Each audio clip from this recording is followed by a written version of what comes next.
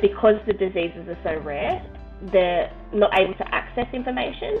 A lot of the information is actually behind paywalls. A lot of this information is on journals, which they can't access. Fellow Homo sapiens, this week is part 1 of 2 with behavioural scientist Eden Robertson talking about her psychosocial research into supporting caregivers who have a child with developmental and epileptic encephalopathy, which is, I know, a mouthful.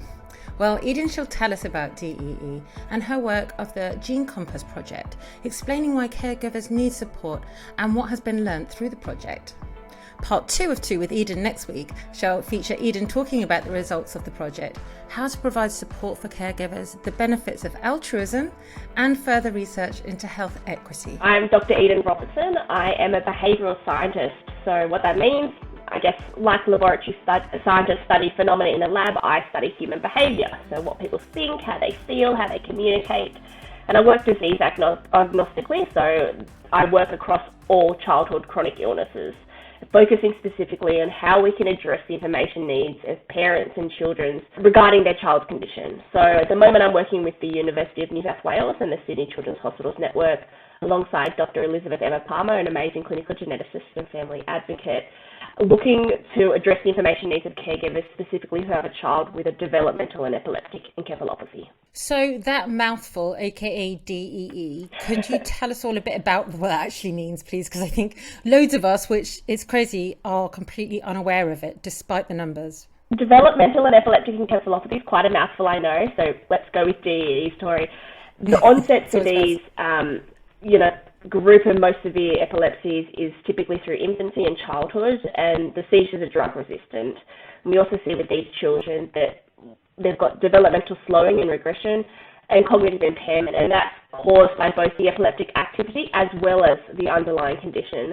And like you said, not many people know about DEEs or have really even heard the term, and that's despite the incidence. There's over, combined, when we look at all types of DEEs together, there's over 1 in 2,000 live births with DEE. So actually quite a common disease when you look at it that way. Mm-hmm. All DEEs, are they all genetic, or do they all have a genetic factor?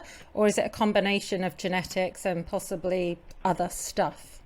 Yeah, so they're all genetic based. And so typically you might hear DEEs referred to as genetic epilepsies.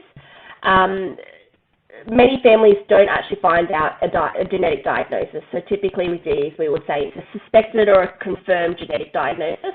A lot of families have been diagnosed with a DEE, but they've got actually no genetic kind of diagnosis for that syndrome. And that's because we're really advancing in this field. We don't exactly know all the genetic causes, and there's difficulties with testing as well. Could you tell us a bit more about DEE and why families need support over this? And you've said it's really always extremely severe. I mean, I know the risk of SUDEP is likely to be a lot higher than in other people with other different epilepsies. Could you tell us a bit more, please? It is such a complex condition with so many comorbidities. It's also such a rare condition. Yes, combined, there's quite a high incidence, but individually, they're so rare that there aren't clear pathways to support these families, and that creates a lot of uncertainty for caregivers, and also, causes them to feel a lack of control over what they can actually do to support their child. We know that for caregivers, they are at risk for a poorer quality of life than the population norm.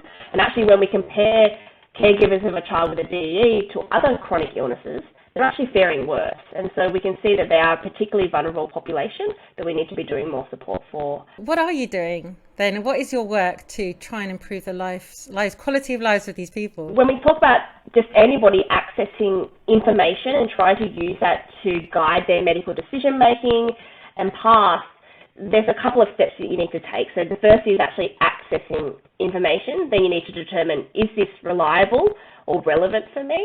And then once you've done that, then you actually need to understand what that information means for you.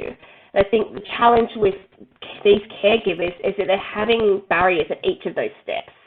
So because the diseases are so rare, they're not able to access information. A lot of the information is actually behind paywalls. A lot of this information is on journals, which they can't access. Yes.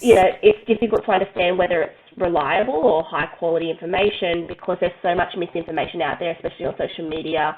And then once they do obtain some resources, it's typically really complex with a lot of medical jargon written for clinicians and for researchers, not necessarily for families themselves. So a lot of those barriers, and so I think that saying that families are drowning in information but starve for knowledge really kind of represents the experiences of these caregivers.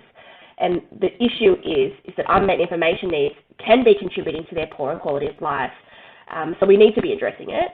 And it also limits caregivers, and something that I'm really passionate about, it limits caregivers' capacity to be involved in decision-making and medical discussions to that level that they would like to be, because they don't have that capacity and understanding of the core concepts to be a partner along that health journey. You don't know what you don't know as well, and how, and if you don't know where to look, then you don't know where to start looking. And then, like you say, if you come across, luck might say you don't have to pay to read this journal. It's in completely different lingo, as you say. And how can one understand that? And that is just quite intimidating and, quite frankly, upsetting. If you want to understand something for the child that you love to improve their quality of life and extend their lives, but you don't know what you're talking about, apart from what you witness and how you feel and how you feel that your child feels, right? So how are you sort of changing this then? What's the process to try and change things for the better? The work that I'm doing now leading is really addressing that core kind of challenge about accessing information and understanding that information about your child's specific condition. So the project I'm leading at the moment, called Gene Compass, it's an information linker service, and what that means is that we are kind of a team of clinicians and researchers behind the scenes that families can submit their questions to us about their child's condition, and we will do all of the research for them. We will develop a report that's not only high quality, it's relevant to their child's specific condition and what they ask us, but also in a language and presented in a way that they will understand. And that's a really big issue given the complexity of DEEs. So the service, it's not there to replace clinical care in any way. We're not taking over the role of a neurologist and the purpose of those face-to-face discussions, but it's to complement it. We want to really empower families to understand the core concepts of what's happening for their child so that they can better advocate and feel confident in caring for their child. So at the moment for the service, we've enrolled 72 caregivers from across the Sydney Children's Hospitals network. And I think, what's most interesting, in the questions that are submitted to us, we're really being asked consistently, what are the current research opportunities for families or for children with my child's condition? What are clinical trials and what are available? And what's gene therapy and where we're at? So it's really about all of this kind of experimental kind of therapeutics and, next steps, like what is the grand thing that we can offer for my child?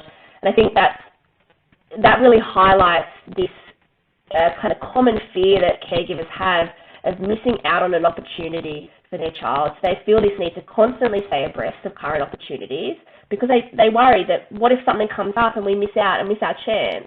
And so that really is highlighted in the types of questions that we're being sent.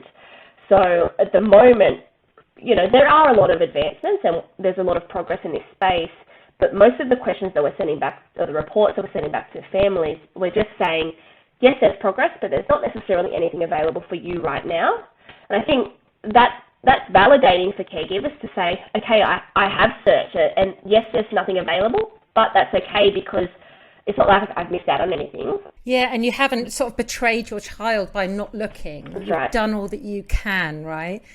I think that's really important for them because there's often a sense of guilt, isn't there, of a parent? It's completely unjustified to the outsider, but we get why. Do you find that with parents a lot? This idea of when we look at the literature of what parents who have a child with a serious illness say means, what being a good parent means for them, it is this idea of staying abreast of current research opportunities, advocating for their child, and trying to find a cure. And I think with DEEs, where there aren't cures currently available, parents take on that burden, that guilt a lot of that themselves, and so they compensate and cope by trying to find more information available. But there isn't anything out there. So for them, it's kind of that lack of information limits their capacity to feel like they're being a good parent.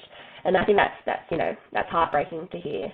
I think that's something the Gene Compass is trying to do, is give families the skill set to be able to search effectively so that they are able to meet that need of feeling like, yes, I have searched and I've done the right thing for my child. So a big part of Gene Compass is actually trying to build health literacy of caregivers. So health literacy is basically having the skills to navigate the healthcare system. So, if a family asks about what clinical trials are available, we don't just say none. Or go and have a look, yeah. Yeah, we will say, this is what clinical trials are, this is the different phases of clinical trials, this is kind of questions you should be asking if you are considering, enrolling in a clinical trial, and this is how you would continue to search for clinical trials. Use this website, take a look at this in particular, and explaining the key concepts. It's the same for gene therapy. Rather than saying gene therapy is not available for your child right now, we've gone into the detail of explaining what gene therapy actually is and why it's actually taking quite a long time to come about. Thank you so much to Eden for sharing with us her work to improve the lives of the caregivers of children with a developmental epileptic encephalopathy. Eden provides us with a clear message. The developmental and epileptic encephalopathies do not solely awfully impact the patient, but indeed their caregivers, and effective education and support must be provided for them.